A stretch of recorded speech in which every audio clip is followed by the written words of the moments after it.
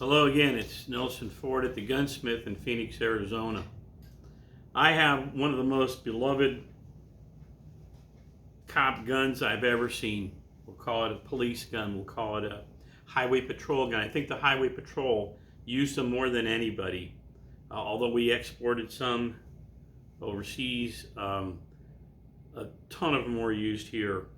And that is the Model 28, or previous to that, 1954, came out as the Highway Patrolman. It was originally going to be called simply the Patrolman, but believe it or not, I think a gal who worked at the Pentagon or for the Pentagon named Flora somebody, added the name Highway to the Patrolman thing, Highway Patrolman. And it has been in the hearts of all Americans forever because it was sort of the no frills,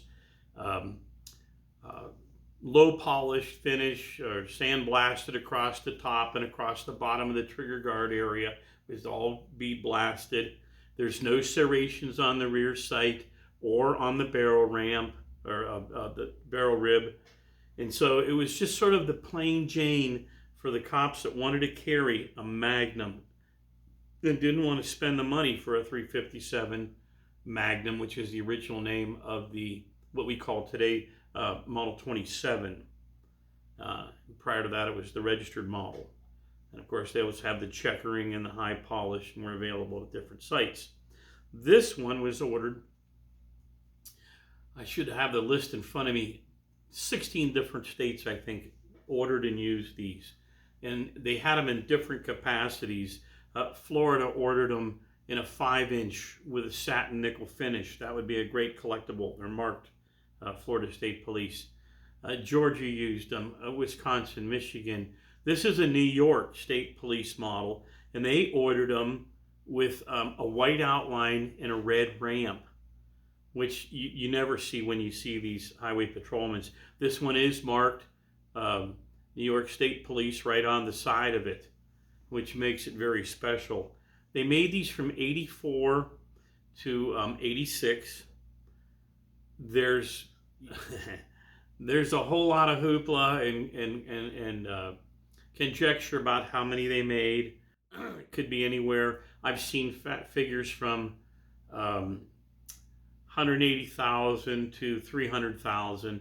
It's probably somewhere in between. I do know the first year, I think they made 8,500 of them, but it was a real smash when it first came out.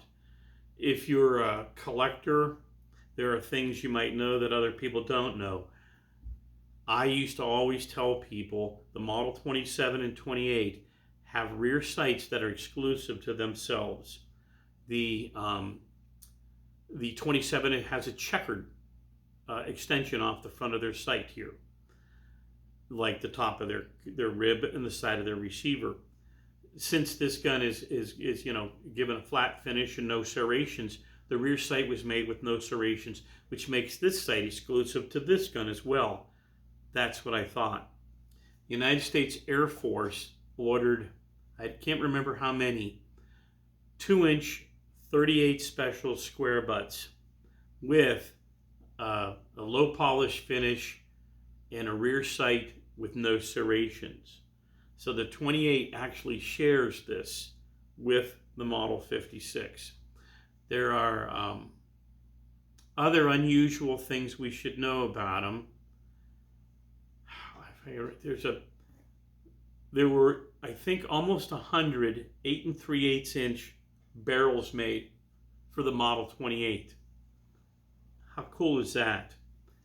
I'd love to have one. I've never seen one, and I've been in the Smith & Wesson collector's field all my life. But at any rate, it's a great Magnum. It's hard to believe that the best-selling Magnums today are J frames and K frames. They really are much more suitable in the L frame or the N frame because I think that they'll protect your metacarpals, and people worry about the guns. Is the frame going to stretch? Is this going to happen? What's going to happen? You can hurt your hand shooting 357 Magnums on a lightweight J frame. I won't do it. I won't do it for fun. I don't want to find out what it's like. It's not part of what I'm going to do. These are the service grips that came with them. It's unusual to see it with the red ramp and the white outline. And this one is marked New York State Police. But that's the Model 28. Oh, I know what I can tell you. There was a 28-1, -2, and -3. The -3 gave up the counterbore cylinder and the pin barrel. And some people say, oh, they're not worth as much because I want the pin barrel and the counterbore chambers. But the counterbore chambers can hang on to dirt and fouling. And it's kind of neat when you have one that doesn't have that. They're also easier to chamfer. I still do it by hand. And to chamfer a counterboard one like this is a much harder job. I don't charge anymore, but I do it for guys that use speed loaders and that sort of thing. But the early stuff, the -1, that's the rod going to a left. The -1 is probably the bug screw being removed, and then the -2 is the left-hand thread on the ejector rod, and I can't remember the -3. -3 is the removing of the counterbore chambers and the pin in the barrel. I hope you enjoyed what I had to say about these guns. I really like them. I think they're cool, and everybody should have one in their collection. Have a nice night. Thanks for watching, and keep sending the questions.